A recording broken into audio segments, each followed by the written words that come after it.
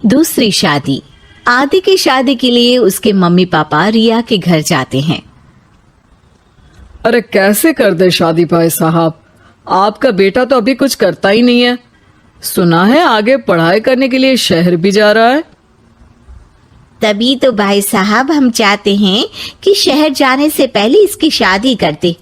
और कमाने का क्या है, हर कोई तो पढ़ लिख कर कमाता ही है। हाँ हाँ, और गांव का सबसे बड़ा मकान और समृद्ध परिवार से है आदि। मुझे तो समझ में ही नहीं आता, इतनी जल्दी शादी। रिया भी अभी पढ़ रही है, इतनी अच्छी है वो पढ़ाई लिखाई में, कैसे शादी कर दूं? आप लोग थोड़ा समय दे।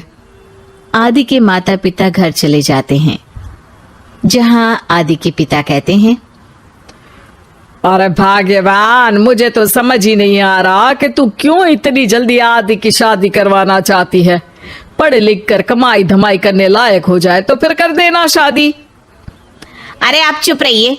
रिया जैसी लड़कियों के लिए शादी के रिश्तों की कमी है क्या? इतनी सुंदर, संस्कारी, पढ़ी लिखी और अच्छी परवरिश वाली लड़की है वो।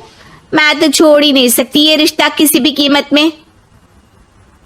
बता दे रही हूँ, रिया की शादी आदि से ना कराई ना तो मैं जहर खाकर जान दे दूंगी। पूरे गांव में नाम है उन लोगों का, नौकर चाकर कितने लगे हैं उनके घर में। अरे मेरी बेटी तो राज करेगी, राज। और इस तरह ना चाहते हुए भी रिया की शादी आदि से हो जाती है। अरे बेटी, ये ले तेरी किताबें, पढ़ाई बिल्कुल ना छोड़ना। तू तो मेरी गर्व करने वाली बहू है, बड़ा नाम है तेरा गांव में।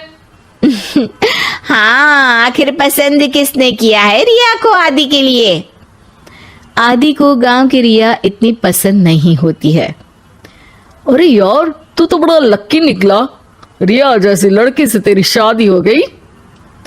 अरे लक्की की क्या बात है, वो भी तो मेरे जैसे लड़के की बीवी बनकर किस्मत वाली बनी है ना। अरे अब तो तू रह नहीं दे, ना तो तू कमाता है ना ही पढ़ने में अच्छा है। क्या है तुझ में? बस पैसा, और वो भी बाप का। आदि को दोस्तों की बात पर बहुत गुस्सा आता है। पिताजी, मैं शहर जाना चाहता हूँ आगे की पढ़ाई के लिए। अरे बेटा, लेकिन यहाँ की पढ़ाई तो पहले पूरी हो जाए।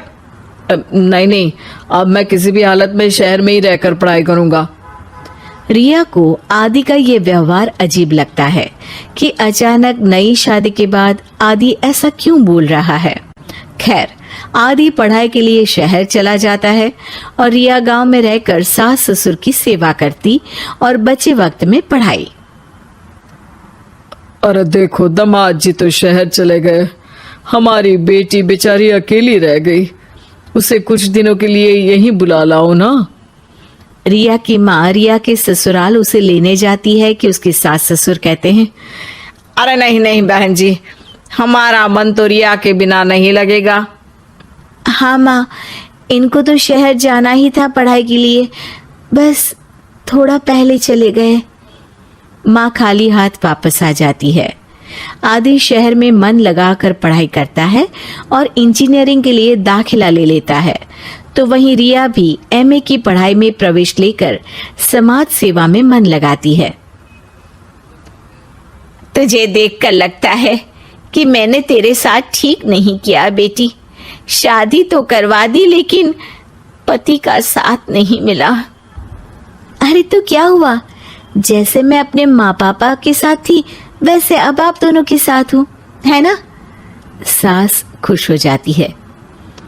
अरे सुनो, बहू आदि लौट रहा है शहर से, वो कल आ जाएगा, तुम लोग तैयारी कर लो। रिया ये सुनकर खुश हो जाती है। वो सोच लेती है कि अब वो कुछ दिनों तक आदि के साथ क्वालिटी टाइम बिताएगी। लेकिन जब आदि घर आता है तो उसके साथ होती है एक शहर की लड़की जो जींस और टॉप में होती है। ये मेरी दोस्त है, मेरे साथ रहेगी। आदि उसे अपने मम्मी पापा से मिलवाता है लेकिन रिया से नहीं। रिया सबके लिए खाना लगाती है।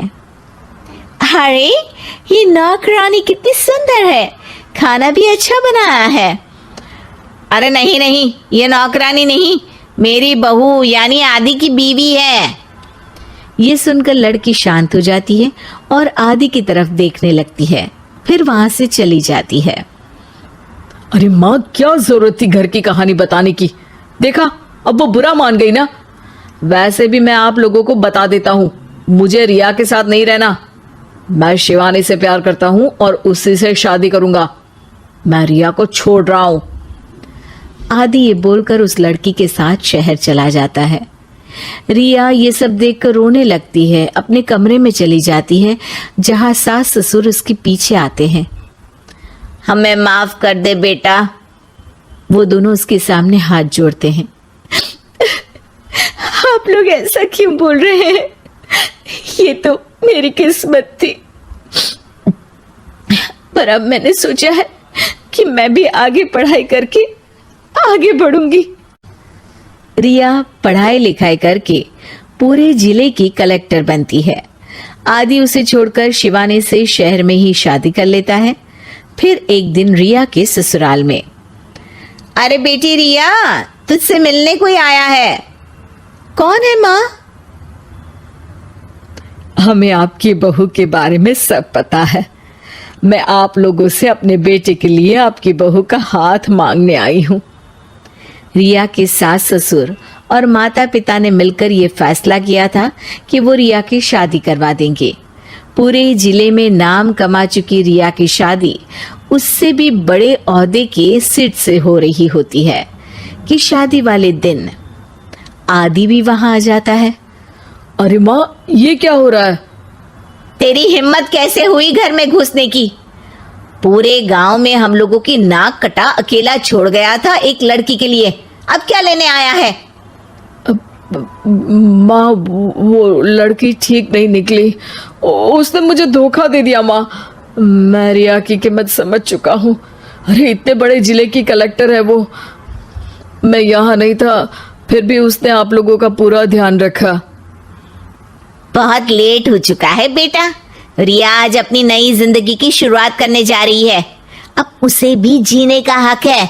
वो तेरी सुविधा से जिंदगी नहीं जी सकती। तूने तो हीरा खो दिया बेटा। अगर आपको ये वीडियो पसंद आया तो आगे और देखने के लिए चैनल को सब्सक्राइब करें